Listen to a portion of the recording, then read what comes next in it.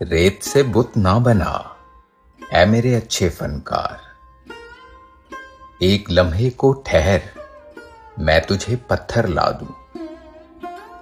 मैं तेरे सामने अंबार लगा दूं, लेकिन कौन से रंग का पत्थर तेरे काम आएगा?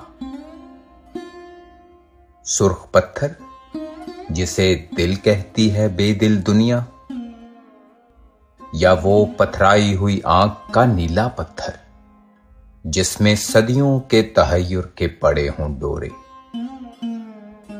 क्या तुझे रूह के पत्थर की जरूरत होगी जिस पे हक बात भी पत्थर की तरह गिरती है?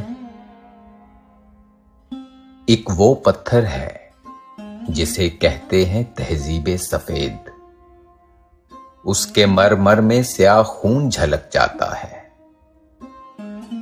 एक इंसाफ का पत्थर भी तो होता है, मगर हाथ में तेशाए जर हो तो वो हाथ आता है। जितने मयार हैं इस दौर के सब पत्थर हैं, जितने अफकार हैं इस दौर के सब पत्थर हैं। शेर भी, रक्स भी, तस्वीरों के ना भी पत्थर। मेरा इल्हाम तेरा ज़हने रसा भी पत्थर। इस जमाने में तो हर फन का निशान पत्थर है। हाथ पत्थर है तेरे, मेरी ज़बां पत्थर है। रेत से बुत ना बना, ऐ मेरे अच्छे फनकार।